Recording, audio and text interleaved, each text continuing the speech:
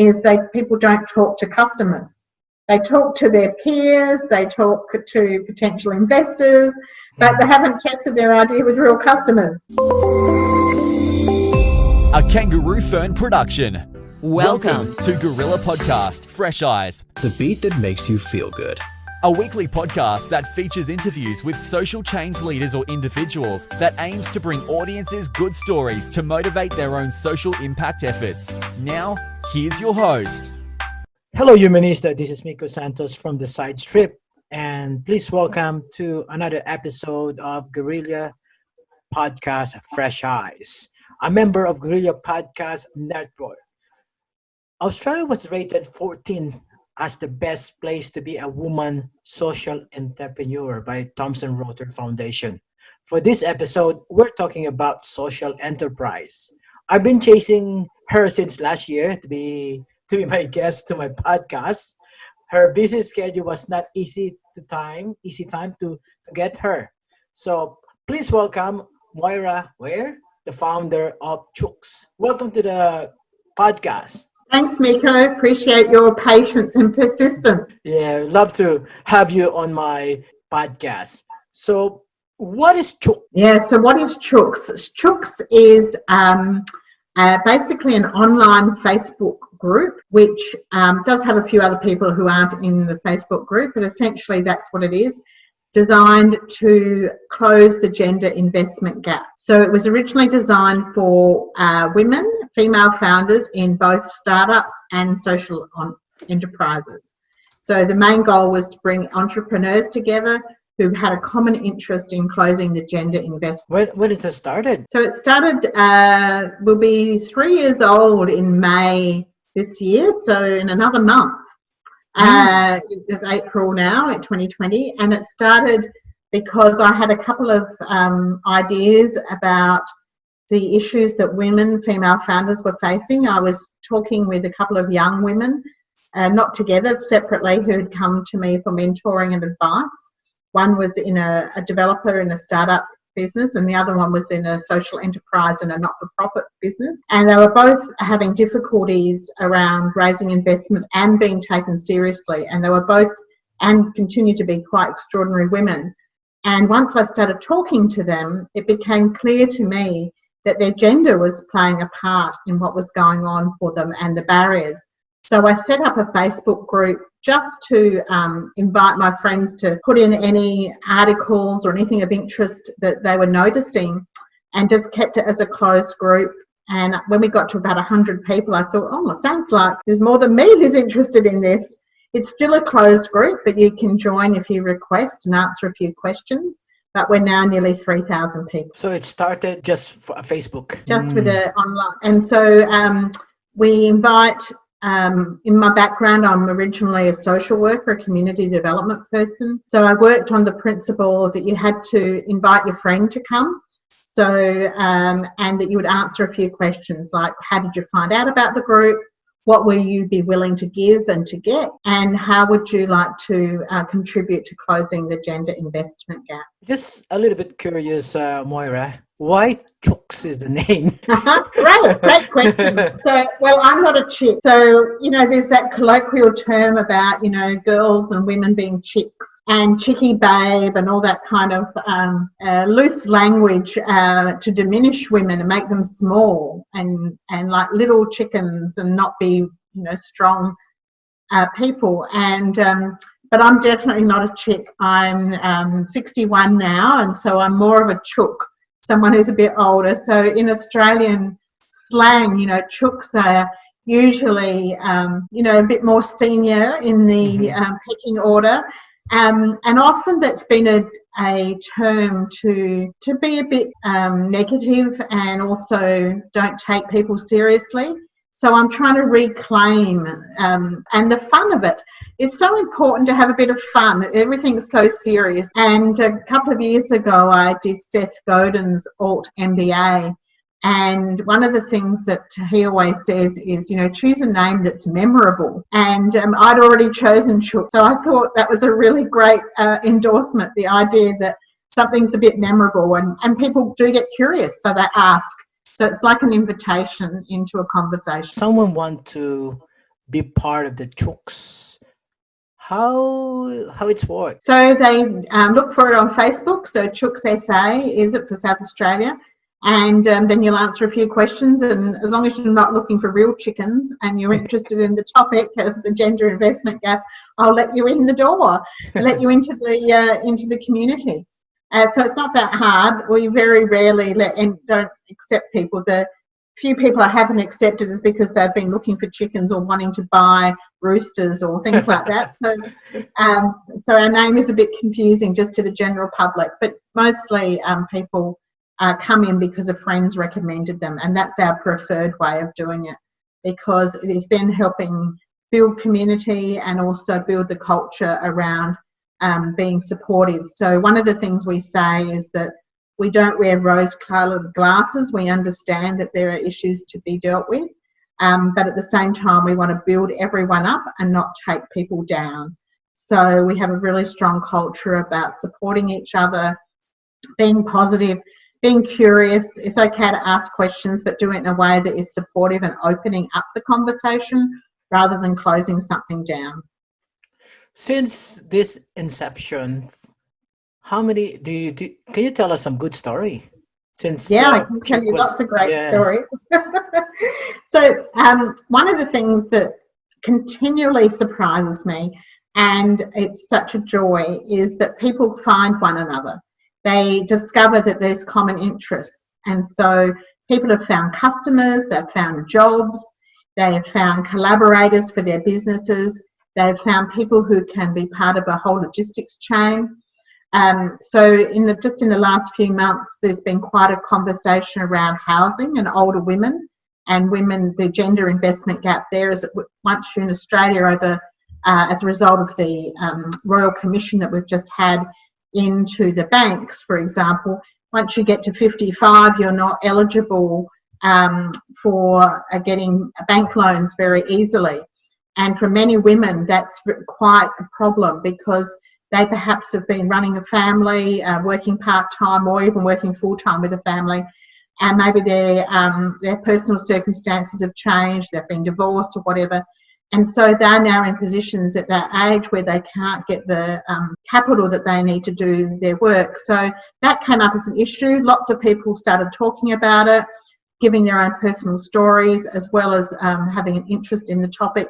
And out of that's now spun a working group to actually start looking at it, and they've got a few institutional supporters around that. Another example was in January this year, we had the terrible bushfires in Australia, and in South Australia we're very close to Kangaroo Island and also the Adelaide Hills, which were devastated with fires. And so a lot of the women were involved, or a lot of the CHOOKS were involved with supporting those businesses. And we had 2 tours, Kangaroo Island, where people just got together and organised a bus and went over on the ferry and spent their money, so to support those businesses and to support female founders. They're just 2 simple examples. Another one from the bushfire time was also we created a statement, a climate change statement about what is the feminist issue around climate change. And that policy document is on the ChookSA.com website for people who want to use it. So a number of our community have been able to download that and use that in their own conversations with investors, with funders, with their government agencies, with the people they work with.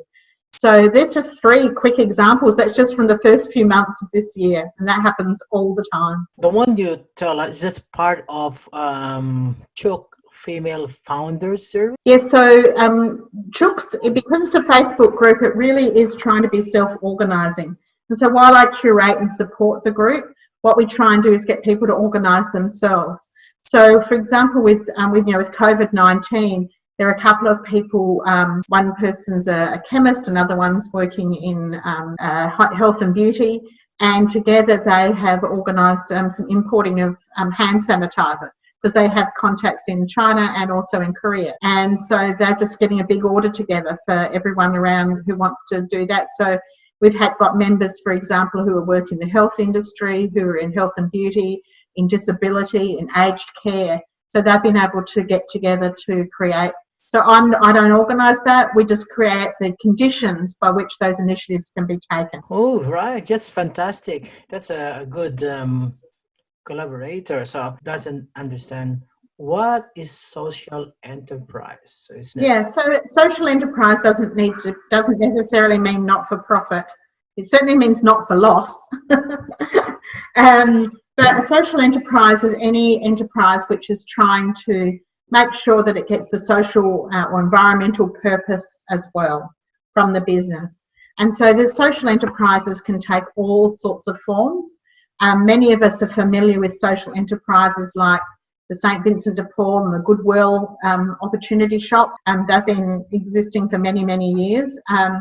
We also have social enterprises that have really been our traditional not-for-profit sector.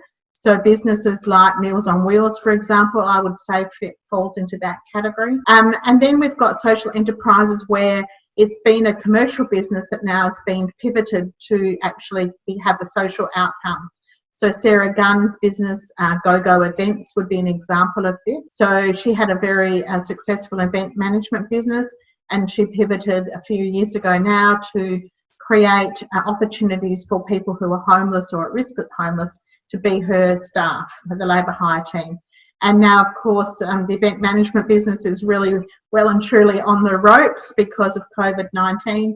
And so she's pivoting again to do all sorts of other things where those people can be employed and receive opportunities for training and employment around, providing gift packages, supporting children and families who have child protection issues, that kind of thing. So there's all sorts of ways social enterprises can take shape. For example, a lot of social enterprises in the hospitality sector. So in South Australia, the food print experience that Melissa Rayner runs is a good example of this, where she's connecting both good food, learning opportunities, and food that's sourced ethically and grown locally. So you're actually trying to do more than one thing. So a social enterprise is really focusing on the purpose and the result. And that result isn't just a financial result, but it's also a result for employment opportunities, results for our planet, and making sure that really, I think the best way to think about it is how the Sustainable Development Goals of the United Nations have put out as a way of measuring what you do. So you're not just measuring your impact in dollars and cents, you're measuring the impact in social, economic, cultural and environmental outcomes as well. Is the social enterprises the in thing today? Some of the company are going to this type of business structure? Well, it's a social enterprise isn't a business structure, it's a business result. So you can be a company, you could be a cooperative, you can be an association, be a partnership, you can be a sole trader and still be a social enterprise. It's really about what you do and how you do it that makes it a social enterprise. So we have, lots of cooperatives that are social enterprises, and in fact the Hen House, which is the co-op that's grown out of CHOOKS that I founded with others, is an example of that. So it's a not-for-profit, non-distributing cooperative, but it has our objectives are to support women start up their own co-ops and with purpose. So that would be an example of that. So while social enterprises are certainly growing in numbers, there's very few supports for social enterprises in Australia, with the exception perhaps for Victoria, which has a public policy around social enterprise, and that's something that we're really working hard for here in Australia as well.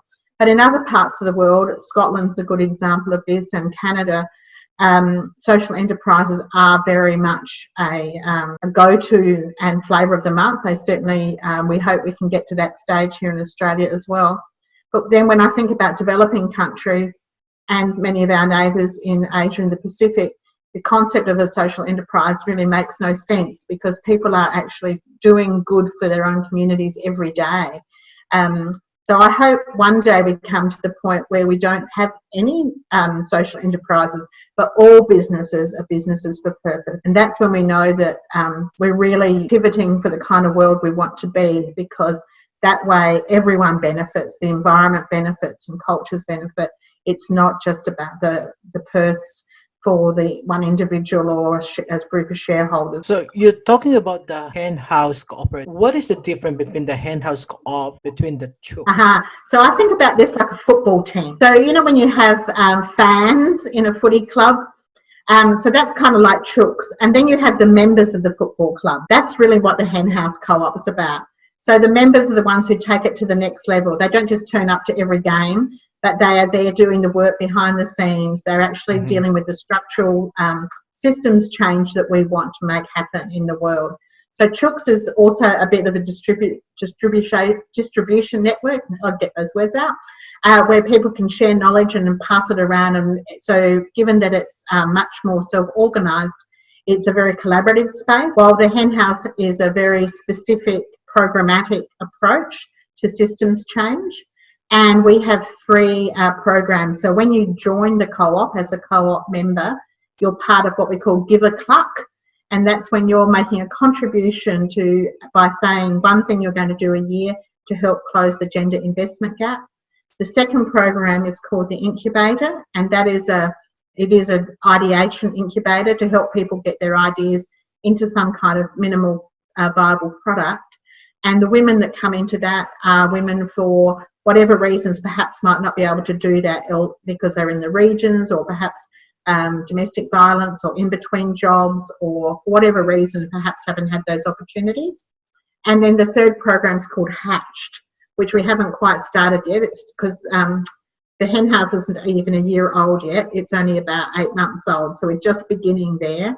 And Hatched is going to be a mentoring and learning space for existing businesses, for female founders, and also a way of people being able to register their business and build a bit of a local logistics chain so that people can be buying from one another and supporting one another through as customers to each other. Just like a different program in one football stadium. So there's a team. Exactly like that. So it's like we've got 3 different games running. We've got, you know, if you've got your under 15s and the AFL, and then you've got the veterans. Under your ChookSA, so what is mentor matching? Is that? So we try to encourage. We're going to do more of this in Hatched. At the moment, it's been very informal in ChookSA, but under the hen house, there'll be a formal program, and it'll be peer support predominantly as well. So peer-to-peer mentoring. So people, though, in CHOOKS are always sending me messages asking for a mentor, asking for some support. And so really that's been very reliant on my knowledge, or the knowledge of a few key people, about what's a good fit for one another. And I do a lot of that informally, so that's been kind of my gift to the community. However, it's just not sustainable. There's no way I can keep up. So we're going to make that a formal program within the hen house. So there'll be, the plan is that people will be able to do it in small groups, you know, like 4 or 5 people. And so there'll also be peer-to-peer support rather than just a one-on-one. If people do want to have one-on-one support, well, then that'll be a fee for service. But at the moment, it's really been voluntary and people supporting one another. When you founded the CHOOKS a couple of years ago, and now it's 2020, do you think you already addressed the gender investment gap on startup and social enterprise? We're on it. We're making a contribution. I wouldn't say it'll ever be over. For example, in Australia, venture capital, less than 4% of venture capital goes to female founders. So it's going to be a long time before we get the 50-50 there. But really, I'm really interested in different models of how female founders can get investment. Mm-hmm. And so we've seen some fabulous things in the last few years. Not that CHOOKS in any way can claim any contribution to these, but we can start to see some new models emerging. So, for example, with equity crowdfunding, which is now legal in Australia, the largest capital raise for that was with Sheba last year, which is a transport service, female-founded transport service for women customers. And that had something like over 90% of all the investors were women. So that was really powerful. Also, the largest not-for-profit community crowdfunding was also for a food service. And there was something like 70-80% of that was also female investors. So we know that when women want to support women, they don't necessarily have the huge amount of money that a venture capital company would have, but you can crowdsource them. The other model that's really starting to take shape in Australia is GEO, which is trying to create an international perpetual fund of $1 billion. And we've just started in Australia. We're in our second year here. And each year they're trying to raise $100,000 for at least 5 female-founded businesses. We're not quite there yet, but we're making a start towards that. And I think that's another really exciting model, is a different way of getting closing the gender investment gap. And then the third way that's really starting to emerge is peer-to-peer lending. So women can set up, and because now these systems are a little bit more available to through the technology, that's also starting to emerge, and women lending to women just privately and, you know, confidentially behind closed doors, rather than having to put themselves through all sorts of hurdles and hoops to get funding. In light of the funding, say one of the main issue of start their business is the funding. What is your advice to someone wanted to start up a business, but the issue is that he got not enough money? I think the first thing is to start. So many people don't actually start. They talk about it, they think about it, they tinker with it, but they don't actually get out there and do it. And so I think the biggest barrier is, you know, imposter syndrome, people not feeling confident enough to do it and not having enough support around them to encourage and give positive feedback and, you know, give them an opportunity to test their ideas, which is one of the reasons we started the incubator in the hen house, because we noticed that a lot of the incubator programs, you know, whether they are being run by venture capital or by the universities, they're very, very few community-based incubator programs, and that's we really wanted to address that gap so that ordinary women could have a chance to have a go and just start thinking about it in a supportive environment. So that's the first thing. The second thing that we've learnt through our program, and we see it everywhere, is that people don't talk to customers. They talk to their peers, they talk to potential investors, but they haven't tested their idea with real customers. So that's one of the most important things. So imposter syndrome, not talking to customers. And then the third thing, which we're trying to address through the hen house and also in CHOOKS, is having a supportive community where you have also got a distribution network, because you can have all the investment in your life, but actually the best investors are customers. So people who are buying your gear. So we really want to foster that as much as anything, and have a safe place where you can test and trial your ideas and your products or services. Is that what Collab for Good is? So Collab for Good's a little different. So Collab for Good's an initiative of myself, Sarah Gunn from GoGo Events, and Amy Orange from Fourth Sector Solutions. And the three of us felt that we could combine our efforts and really have a strong kind of an intermediary role around the learning and also around opportunities where we see some gaps in the market, in the ecosystem, and particularly around social enterprise. So CHOOKS and the hen house, we're kind of agnostic to what kind of business you are. We're focusing on the gender investment gap. The hen house, we're really focusing on female founders using co-ops as a model, and Collab for Good is really focusing on social enterprises. So while we have a gender perspective, it's not exclusive to women by any means. We do bring a feminist eye to everything we do, but it's not a women's only space. It's definitely open to everybody. And we would want that to happen. So Collab for Good is really trying to identify what the gaps in learning are, so bringing people together for the learning piece, and also then being provocative into the system about what bits we think are missing. So given COVID-19, we think one piece that's missing at the moment is like a resilience fund, so that the small social enterprises have got some place to go if they want to try and just pay the electricity bill or put some fuel in their car. It's a small grant idea, so we're getting that off the ground. And another initiative we're just about to start is the Heal and Hustle Council. So this will be like a group of advisors to help advise us on what we think are the top priorities to plug what gaps in the system, in the ecosystem around social enterprise. What do you say about this? Do you think this COVID-19 is a great disruptor to the business? It's definitely a great disruptor and it's a great distractor as well. It's very easy to get distracted by what it's offering and into the space and us losing our focus.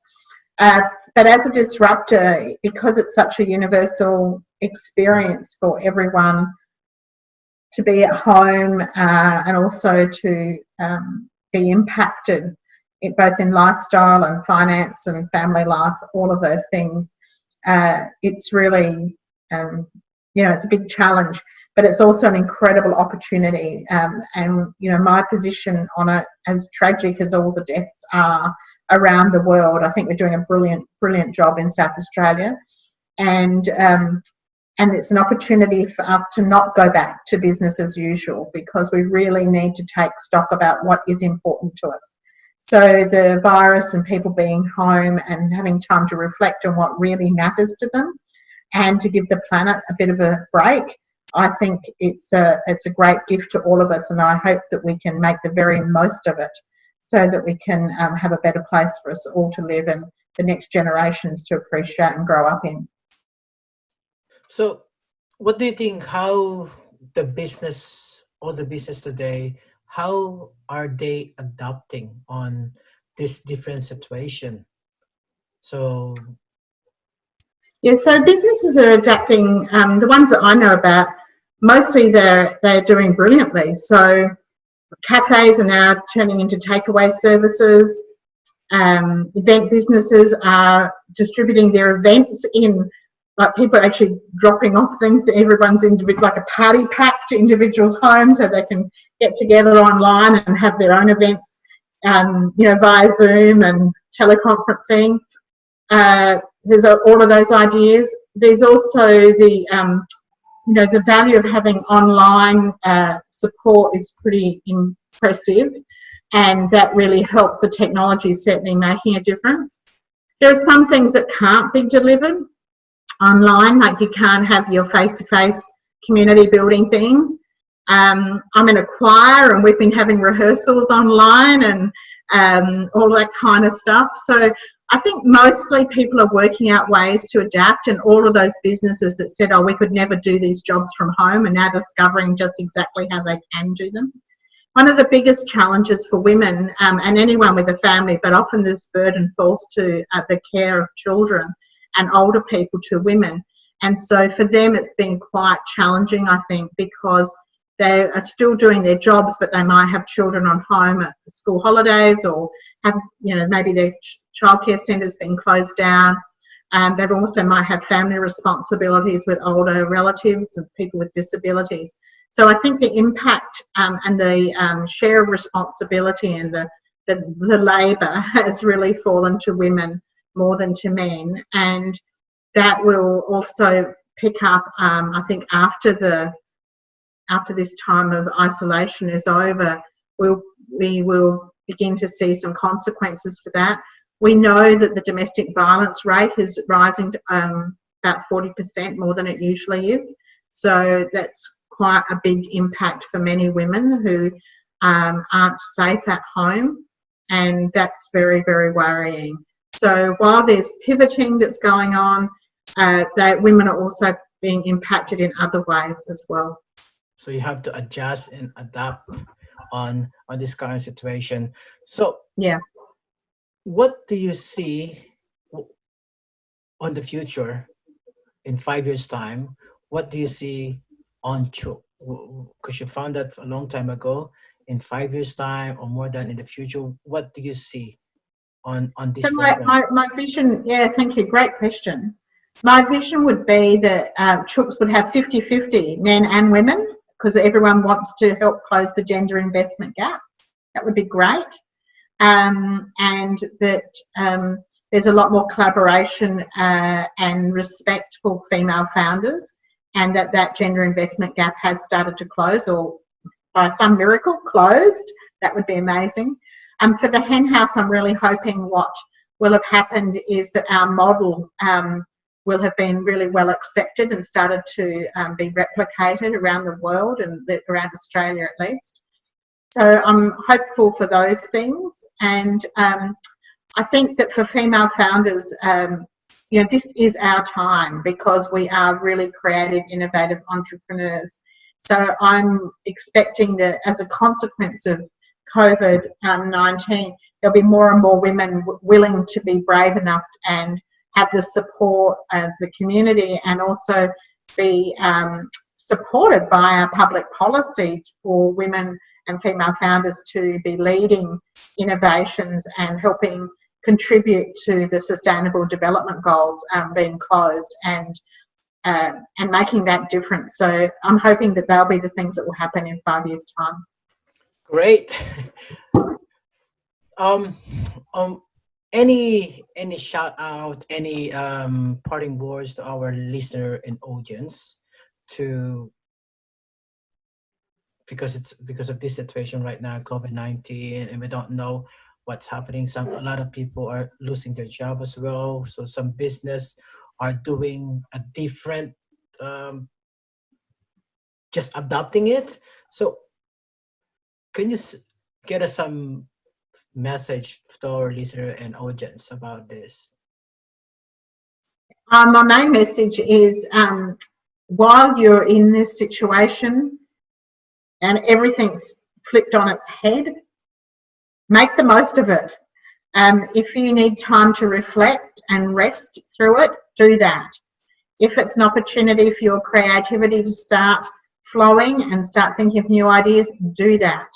If it's an opportunity for you to clean out your cupboards and make sure that you've got everything you need, do that. So make the most of this time to serve you, so that you are strong and healthy and happy and a little bit wiser by the time that we come out of this. This is that you don't have to be productive to make this a time. There's a lot of people saying, oh, now's the time to write your book or to solve some mathematical equation. And now's the time to be your best self. And whatever that is for you is how best to spend this time. Thank you. Please advise our listener and audience about the CHOOK if they're interested. Sure. If you want to join ChookSA, just go to ChookSA on Facebook, and you'll be able to do that. You can also look up a few things. We've got a very little website, chooksa.com. If you're interested in joining the Hen House, go to henhouse.coop, C-O-O-P, so coop, henhouse.coop, and we'd love to have you there as well. So feel free. You can follow me on Twitter at Moira Were, MOIRAWERE. Always love to hear from you. Thank you so much, Moira. Thank you very much for joining our podcast for today, and enjoy the rest of your day as well. Thank you so much. So thank you everyone for listening and watching. If you would please subscribe, like, and comment on Google Podcasts, Spotify, and Apple Podcasts as well. Thank you so much. See you next week for another episode of Fresh Eyes. Thank you. Thanks, Nico. Bye. Thank you.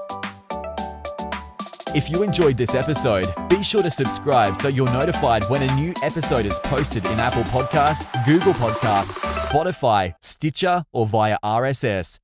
While you're at it, if you found value in this show, rate and review this podcast and share it with your friends. If you have any questions, feel free to reach out to us. And if you want to know more, check out kangaroofern.com.